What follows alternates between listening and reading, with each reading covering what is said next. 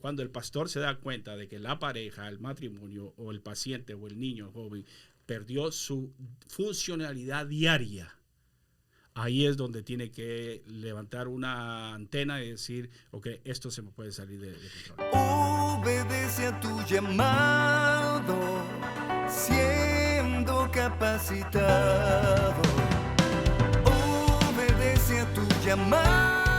¿Qué tal, mis amigos? Mucho gusto. Les saluda Hugo Melvin Aldana Jr. desde los estudios de Life Pacific University en los programas de Iniciativas Hispanas. Y hoy con la alegría de tener con nosotros al pastor y terapeuta familiar Eddie Ruano, quien, como lo escucharon en la anterior presentación, es también uno de nuestros exalumnos de la maestría en liderazgo. Pastor Eddie, estamos aquí de nuevo con nuestra gente. ¿Cómo te sentiste en la primera entrega? Muy bien, muy fluido. Especialmente tener un chapín enfrente mío. ¿Verdad que Pero sí? No, con mucha confianza. Gracias por la invitación.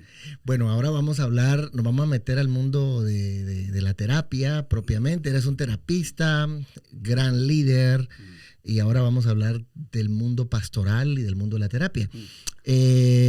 Uniendo una pregunta del podcast anterior con este, es que a veces en el mundo de la iglesia se cree que psicología, o en este caso terapia profesional, como se le denomina, y terapia bíblica o consejería bíblica son dos cosas que no se llevan. Y tú mencionaste de que la Biblia está llena de casos. Tú, como un profesional en ambos lados, ¿cómo reconciliamos, si es que hay que reconciliar, o cómo unimos el asunto de la terapia de la familia desde la concepción profesional y pastoral? Yo diría que si nosotros nos vamos a la Biblia, incluso hay cantidad, pero yo diría que los primeros síntomas de salud mental los miramos en Génesis con Adán y Eva, cuando caen, ¿no?, de la gracia de Dios, y entonces se esconden, ¿no? So hay un aislamiento, culpabilidad, desnudez. Y entonces entra el miedo, etcétera, etcétera. Entonces ahí ya puedes dar una lista de síntomas de salud mental. Claro. Y de ahí puedes ver, yo diría que la mayoría de personajes dentro de la Biblia fueron personas disfuncionales. Si te pones a pensar en los síntomas de suicidio, la vida de David, pones a pensar a Sansón, solo ahí puedes estudiar toda una disfunción sexual. Caín y Abel también. Por favor. Entonces hay tanto de que posiblemente el error que hemos hecho es no solo separar, sino que irnos del polo norte al polo sur. En otras palabras, la espiritualidad o la Biblia está en el polo sur, y todo lo que es terapia en el polo norte, y ninguno de los dos se pueden juntar. Yo diría de que cuando uno está trabajando con un paciente y tiene situaciones emocionales, tiene problemas mentales, físicos y espirituales, entonces no se debería separar. Hay que trabajarlos todos, y se trabaja en equipo. Quizá este paciente va a necesitar un terapeuta, pero un pastor también. Claro. Para poder... Y todo va hacia cómo podemos ayudar a este paciente o a esta familia o a esta persona, pero no separarlo. Me gusta lo que acabas de describir con estos líderes, porque cuando nosotros pensamos en David o en Salomón, en el mismo Abraham, los patriarcas, todo esto siempre los vemos o de una manera tan espiritual, y la Biblia nos muestra todo lo que hicieron, lo bueno y lo malo que hicieron. Sí. Y nosotros los colocamos a veces como en un pedestal, casi inhibiendo todos sus errores. Parece también que es lo que hacemos en el mundo pastoral, ¿verdad? Cuando el pastor es una persona impecable, es una persona que jamás se equivoca, y dijiste algo poderosísimo, que es el hecho de que la disfuncionalidad es prácticamente la normalidad en la naturaleza caída del ser humano. Sí. Háblame un poco de todas estas cosas, porque a veces uno dice, no, yo tengo una familia funcional, hasta que te empiezas a ver tu genograma y darte cuenta que no sos tan funcional como pensás. No, porque si podemos hablar de los antecedentes, ¿no? ¿Por qué yo me enojo tanto? Porque tengo un temperamento. Bueno, los pastores no se enojan, ¿no? Bueno, sí, pero si haces un árbol atrás, te vas a dar cuenta que tu tío, tu papá, tu abuela tuvieron problemas de temperamento, ¿no? Vamos a ver a David, la crisis, vamos a decir, lo triste de todos sus hijos fue una consecuencia de un pecado de él, ¿no? Entonces ahí podemos conectar. Entonces tenemos todo esto enfrente. El alcoholismo. El alcoholismo. Yo tengo pacientes, un 50% de alcohólicos son hijos de alcohólicos. Tristemente, desafortunadamente, este tipo de personas, la predisposición de tomar alcohol es doble de un adicto regular por su predisposición, ¿no? Entonces, en el caso de la Biblia, lo más grandioso aquí es de que Jesús apareció y que Él es el que nos redime, y todos estos personajes, quizá tan disfuncionales o peores que nosotros, lo que nos une es de que Jesús nos redime, y ahí está la redención, y ahí está la sanidad, y ahí está la restauración, ¿no? Por lo tanto, significa eso de que gracias a Dios, lo has dicho bien, el Señor viene y acaba con todo el problema del mal, pero seguimos pensando en que no tiene que ver una cosa con la otra, y leemos los errores de los personajes de la Biblia, pero seguimos pensando que es un asunto puramente espiritual. Sí.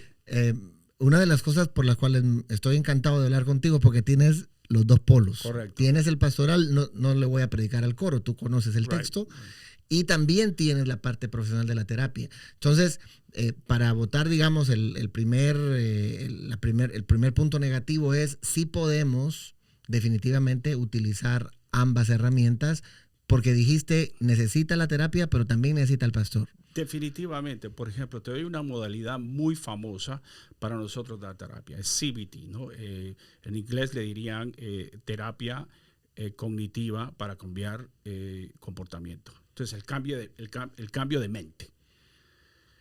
Para cambiar emociones tenés que cambiar el modo de pensar. Ahí empezamos, ¿no? El lado cognitivo. La Biblia, ¿qué dice? ¿Qué es lo que tenés que cambiar? Cambia tu manera de pensar para que cambie tu manera de vivir. Entonces, si yo le estoy dando consejería a una persona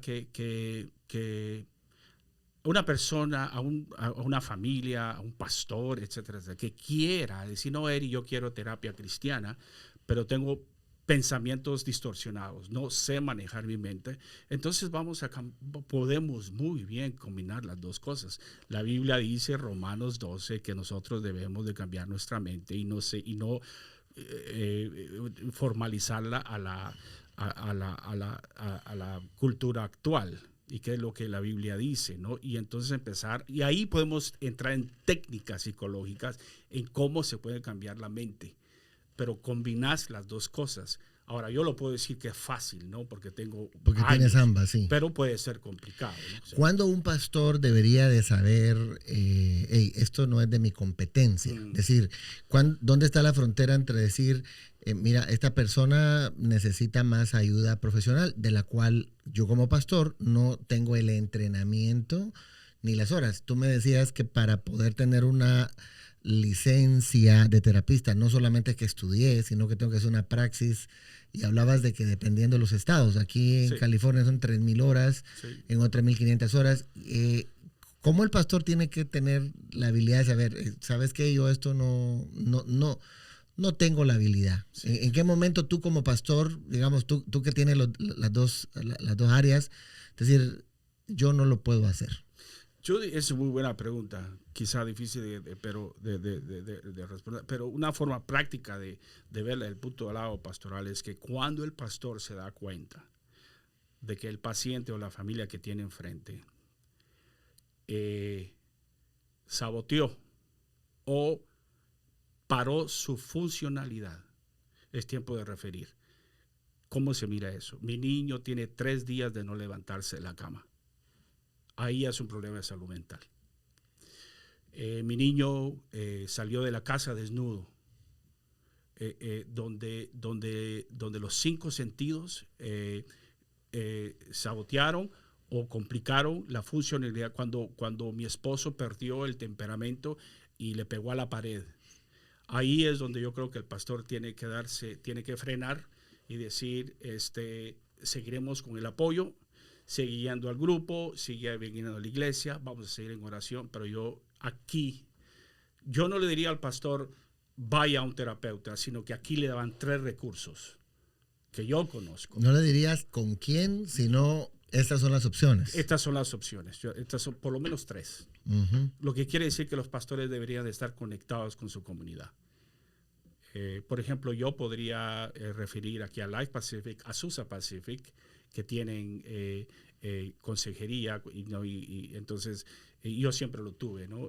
Yo en ese sentido solo diría Life, fíjate. Sí, bueno. Pero de varios terapistas. Sí, pero cuando el pastor se da cuenta de que la pareja, el matrimonio, o el paciente, o el niño joven, perdió su funcionalidad diaria, ahí es donde tiene que levantar una antena y decir, ok, esto se me puede salir de control. Y hay algo, no sé si esta pregunta te va a caer muy, muy fuerte, pero es que a veces los pastores espiritualizamos todo. ¿Cómo entiendes tú o a qué conclusión has llegado de cuándo es un problema espiritual? Que a veces todo, yo me acuerdo que leía que antes de Freud todo eran demonios y después dijo, no, esperen, paren, esto no es que todos tienen que ser demonios, pero otros siguen diciendo que son demonios. El demonio, es más, dicen, sacamos el demonio de la depresión, el demonio de la ansiedad, el demonio. ¿Cuándo decir esto es un asunto espiritual y cuándo decir, no, mira, cuando tú dices salud mental, ¿cómo concilia en la mente de un pastor esto? Sí, la forma en que lo he explicado yo es de que una de las primeras cosas que debería de hacer un pastor para decir, este es un problema de demonios, vamos a decir, es cuando en inglés le dicen rule out. Cuando has despedido, cuando has sabido de que no hay nada médico molestando a esta persona. Cuando te das cuenta de que el médico dice, esta persona no tiene nada, no tiene problemas físicos, no tiene problemas mentales, etcétera, etcétera. Entonces ya yo creo que uno puede decir, ok, vamos a ver si este es un lado de demonios, lo cual es muy muy viable por la razón de que esa fue una práctica muy real de Jesús, ¿no? Ahora, cómo se sacan demonios, ya ese es otro tema, ¿no? Pero yo diría de que cuando un terapeuta o un pastor, como pastor, me doy cuenta de que médicamente esta persona no tiene nada, entonces yo puedo decir, ok, vamos a ver el área de demonios. Por otro lado, yo entiendo de que todas las áreas de salud mental vienen de algo espiritual. Ok, entonces, ¿qué debería hacer un pastor? Tiene un caso de una familia que viene a solicitarle ayuda. Entonces, ¿cuáles son las preguntas básicas del pastor? Por ejemplo, porque para yo decir que este es un problema espiritual, primero tendría que descartar que es un problema médico o es un problema de salud mental. ¿El pastor debería de referirlo de inmediato o cómo es que él va a hacer ese diagnóstico? Porque si lo tengo que referir, en algún momento es obvio que lo tengo que enviar y luego que él venga y miro, porque a veces todos decimos, oremos un momento y oramos y yo lo declaro libre, hermano. Sí. ¿Verdad? Y pasa como el que dice que tenía un espíritu de niño y oraron por él y entonces el hermano se quedó sentado y cuando le fueron a decir, hermano, le dice, ¿está bien? Ay, dice, me atutate. ¿Verdad? no había pasado nada. Entonces, sí. ¿Cómo el pastor debe manejar eso? Primero que todo, el pastor debería estar retirado y no meterse en áreas de diagnósticos. Eso es lo primero. Tiene depresión, tiene ansiedad. Debería de él no es el que hace eso. Él no debía abstenerse. Debe abstenerse. Debe abstenerse de hacer cualquier diagnóstico. Cualquier diagnóstico. Y entender a quién tiene enfrente. Si vas a ver a un paciente solo, tu paciente es el paciente individual. Si vas a ver a una pareja, no, tu paciente ya no es el esposo ni la esposa, es la relación matrimonial. Ese es tu paciente. Si vas a ver a la familia, al papá, al hijo, a la mamá y a la abuela, tu consejería, tu enfoque ya no es la relación matrimonial ni individual, sino que es la relación familiar. Entonces, ahí es donde viene la expertise del buen consejero, de quién es el paciente. Entonces empieza a trabajar la dinámica y entonces también se da cuenta, más de un diagnóstico, se da cuenta de los síntomas. Mi esposa no ha parado de llorar desde hace 12 horas, vamos a decir. Entonces uno, como su expertise o su fuente va a ser la Biblia, uno se va a ir a todas las escrituras que tiene que ver con tristeza, tiene que ver con dolor. Los salmos están llenos de esos, y entonces es empezar a aplicar en el lado bíblico qué es lo que la Biblia dice acerca de tristeza, acerca de depresión, etcétera, etcétera, y ayudarles a que apliquen esos principios. Y para mí, quedarse ahí. Que el terapeuta haga su trabajo, que el psiquiatra haga su trabajo, y si es una expulsión de demonios, que el pastor haga su trabajo también, como un terapeuta. Puede decir, esta persona puede ser de que tenga, yo no le miro nada, puede ser que esté lleno de demonios. El terapeuta lo que va a hacer es que va a referirlo a un pastor. Claro, en el caso de que el terapeuta sea cristiano, pero ¿qué pasa cuando el terapeuta no tiene fe? Como pasa muchas veces. Entonces la fe no es un punto de conversación en esa sesión. Ya, entonces, porque eso es importante, ¿no? Que han habido pastores que se han quejado. Dice, bueno, es que él ya fue a terapia, pero no le dijeron nada. Sí. Porque el hombre no tiene fe. Entonces, ¿cómo, por ejemplo, dónde puede el pastor tomar primer punto? Decir, ok, yo quiero estar en contacto con una organización cristiana de terapistas. ¿A dónde debería ir el pastor para tener esa relación con profesionales? Sí, una de las formas de hacerlo es, ahora todo está en computadora, ¿no? Y ponerse a buscar en los centros de consejería alrededor de él, ¿no? Y empezar a hacer un networking. No tiene nada de malo de ir a visitar uno de esos centros de consejería y presentarse como pastor. Quizá la mayoría de diagnósticos de salud mental puede estar en la iglesia, la verdad te digo. Y entonces el pastor puede decir, yo puedo tener paciencia para su centro, ¿cómo hacemos el contacto? Esa es una forma. La otra puede llamar y hacerse. Yo creo que últimamente el pastor debería tener un directorio en la cual él ha trabajado con su ciudad. Aquí en Azusa, cuando yo pastoreaba en Azusa, yo iba una vez al mes a Chamber of Commerce. Una vez al mes se reunían y estaban todos los dueños de negocios. Yo me presentaba como un pastor, yo soy pastor Eddie, estoy y entonces encontraba diferentes contactos, y ahí uno va a ser, yo creo que el pastor puede ser de que esté muy encerrado en sus cuatro paredes y debería de salir hacia afuera y hacer el networking y tener ese directorio de que cuando tienen pacientes o familias, no necesariamente de salud mental, pero de otros recursos, él puede referir, porque se puede ver muy solo tratando de ver miles de problemas dentro de la iglesia, y ahí es donde viene el cansancio del pastor, ¿no? Y una pregunta, creo yo, muy importante es, ¿qué pasa cuando un pastor se mete a hacer el trabajo del terapista? ¿Cuáles son las consecuencias legales de cruzar esa línea? Muy complicado, porque, digamos, una persona con suicidio, lo hablábamos, ¿no?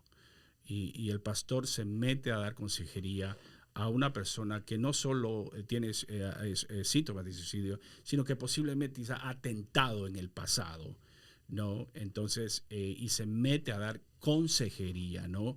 Y no está en la especialidad para hacer eso. Y digamos que este paciente llega a suicidarse. Entonces, ahí se le puede complicar al pastor de haberse metido en áreas que no es experto, y de ahí vienen las demandas, etcétera, etcétera. Yo creo que ahí los pastores deben entender bien sus límites. ¿Puede un pastor ir a la cárcel por dar un mal consejo? No lo he visto, pero si el pastor también no está listo para dar consejería, y nosotros usamos un término de countertransference, una transferencia en contra. Otras palabras, puede haber un matrimonio, te pongo dos ejemplos rapidito. Puede haber un matrimonio donde se enojó el esposo y entonces se fue de la consejería, pero el pastor se quedó con la esposa. Y porque el pastor no ha tratado con sus problemas, entonces puede caer en infidelidad. No solo con esta esposa, o puede caer en infidelidad o en errores con pacientes. Si el pastor no está preparado para oír y para tratar con situaciones de salud mental severas, ya sea sexual, ya sea traumas. Hay traumas muy, muy, muy fuertes, muy poderosos, de que el pastor puede tener traumas, no haberse sanado, y al oír esas historias puede hacer ese esa contratransferencia, y entonces el pastor entonces empezar como empezar en depresión o empezar en problemas porque no estaba preparado a tener ese tipo de conversaciones. Hay muchos pastores de los que se ha sabido, y ya vamos a ir terminando la entrevista, pero muchos pastores que han cometido suicidio, muchos pastores que se sienten decepcionados del ministerio, etcétera, etcétera. ¿A dónde acudir, Pastor Eddie? ¿Qué hacer? Por ejemplo, tú tienes, das atención privada, alguien te puede buscar. ¿Qué debe hacer un pastor cuando se siente, no sé, acorralado, triste, con problemas? Él mismo, como acabas de mencionar. Sí, definitivamente alcanzar a otro pastor, alcanzar a otro líder, a otra persona de confianza, porque es muy difícil, los pastores, muy complicados de llamar, de hacer esa llamada y decir, mira, tengo este problema, esta situación. Tiene que haber yo no sé, tiene que llegar el pastor a una crisis tan fuerte y encontrar una persona que no vaya a juzgarlo y poder establecer esa conversación. Hay mucha gente alrededor de esos pastores, pero yo creo que lo más complicado es de que este pastor logre levantar el teléfono. Hacer esa llamada es muy complicado para los pastores. Y yo lo viví. O sea, para yo levantar ese teléfono pesaba 100 libras ese teléfono, pero hay que hacerla. Definitivamente. Si alguien quiere contactarse contigo, ¿cómo te encuentran? Les puedo dar mi teléfono aquí mismo, si querés. No, siéntate Sí. libre. Sí, ¿Dónde te pueden conectar? 626-392-8626. Si está con problemas, necesita consejo, pero tú diles que sí puedes recibir dinero porque los pastores no pueden. Bueno, sí, si está pobre, eres terapeuta, tiene que pagar. Sí, o sea, sí. Sí. Definitivamente, sí. Definitivamente. Bueno, ¿cómo te has sentido en la conversación de hoy? Porque ya estamos cerrando. ¿Y qué le dirías a nuestra gente de todo lo que hemos hablado? Bueno, yo me siento muy, muy contento, muy satisfecho porque es una gran oportunidad de poder hablarle a redes, poder hablarle a la gente de lo que es la salud mental, el liderazgo, todo lo que es educación formal. Y yo creo que lo primero que se me viene a la mente es la pena y la vergüenza. Tenemos ese, no tenga pena, no tenga vergüenza de estudiar, de levantar ese teléfono y llamar al amigo, de llamar al terapeuta. No tenga pena, no tenga vergüenza. Hágalo porque después de todo va a ser un beneficio para usted y para la familia, definitivamente. Definitivamente. Ya. Pastor, muchas gracias por este tiempo que nos has regalado. Es un regalo que vale oro y yo estoy seguro que nuestra gente lo va a recibir muy bien. Y segurísimo que vamos a seguir en contacto. Gracias. Para que puedas también compartir y darle más consejo a nuestra gente. Muchísimas gracias. Todo aquel que lo necesite, pues marque. Aún si nos llama a nosotros en algún momento, sí, le podemos, si está sintiéndose muy frustrado con tanto estudio, no haya que hacer en su examen final, no haya cómo terminar el essay, necesita terapia, busque al profesor, pero sí, si tiene problemas mentales, espirituales, qué sé yo, llamen al Pastor Eddie. Gracias, Pastor Eddie. Muchas gracias. Gusto de tenerte con nosotros y es un honor para nosotros llamarte amigo. El honor es mío. En el programa en español. Que gracias. El Señor te bendiga y muchas gracias, por ese tiempo. Y a usted, muy amable por haber estado con nosotros. Nos despedimos agradeciéndole todo su trabajo y gracias también a nuestro ingeniero extraordinario, el Pastor Yader Parrales, que hace un trabajo maravilloso. Dios les bendiga. Bendiciones. Nos vemos. Obedece a tu llamado, siendo capacitado. Obedece a tu llamado, siendo capacitado.